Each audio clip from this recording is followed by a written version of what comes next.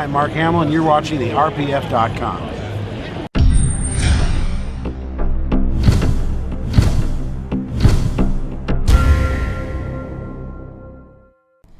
So John, can you go ahead and show us some of the guns? Sure, let's take a look. Cool. All right, John, so tell us about each of the props that we've got here on the table.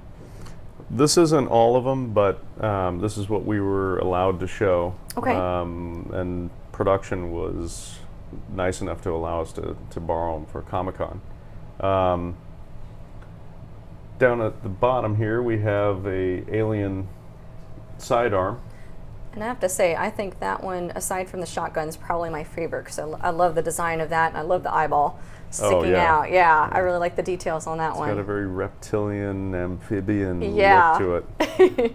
Then we have it's a smaller sidearm that's obviously, I think, a modern day MIB issue. That one's cute. I like that one.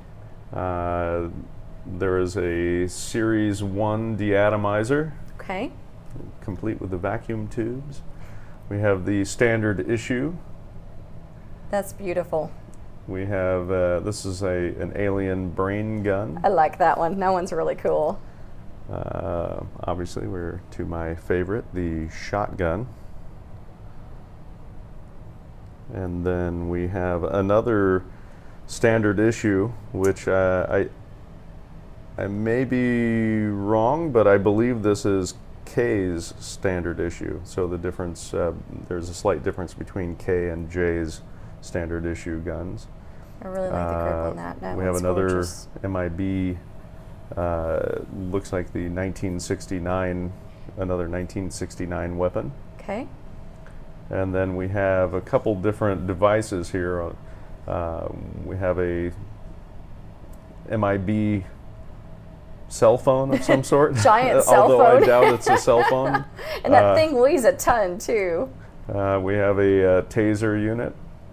And then we have a modern day 2012 MIB communication device also.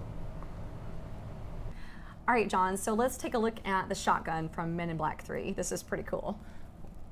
So we're calling it the shotgun because that's what it's always been called through production with us. But in the end, in the script, this is so cool. I'm geeking out here. This is awesome.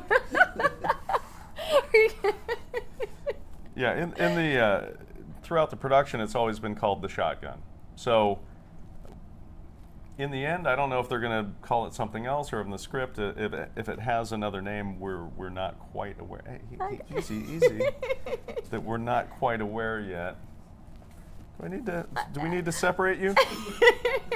You might need to. This is pretty amazing. There's obviously a lot went into this, and a lot of it is on the design end. They really did a fantastic job of designing this thing. There's some really beautiful lines in it. It's almost like a fish shape. Yeah, I would totally agree with you on that. I think so too. But it's got a really cool mechanical look to it. It's unlike anything else that you've seen in any other Men in Black movie, and I believe that's the direction they were going with the current day, modern day, Men in Black weaponry and gadgets. They really wanted to bring it forward. The last time we've seen anything from Men in Black was 10 years ago. Yeah, has it been that long? Wow. Yeah. I think the first movie came out in '97. Wow, it doesn't seem like that long. So it's been about 10 years since we've seen any real technology from Men in Black. This obviously is taking place in 2012 when the movie releases. Okay. So the technology, as with anything in the real world, has slightly advanced, I think. Sure. There's really complex features to this gun. I think that's why I like this gun the most.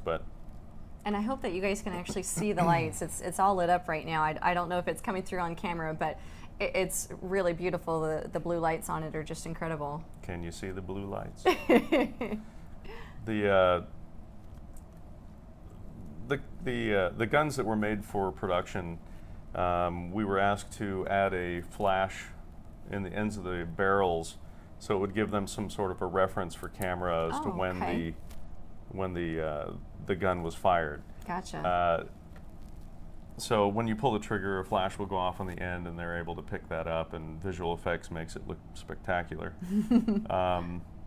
This gun has a lot of aluminum parts that have been CNC'd to tie into other parts that have been grown and clamshelled around this.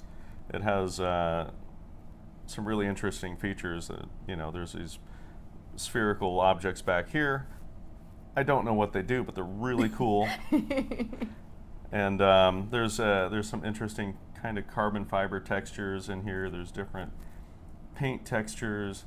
I know it's going to be really difficult to see on the camera, but and we'll have pictures. We'll have tons of pictures that will give you guys a link for that as well, that we took of all of the weapons, so that way you can actually see them up close.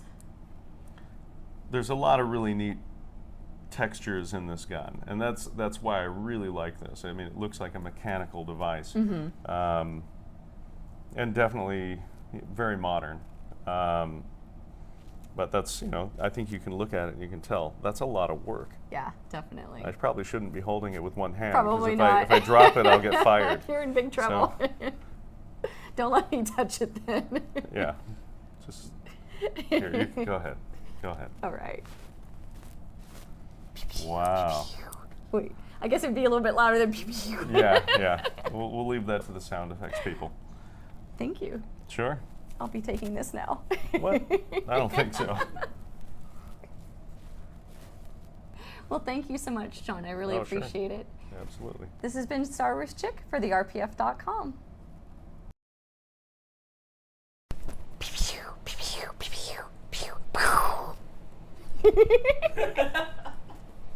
It's a noisy cricket.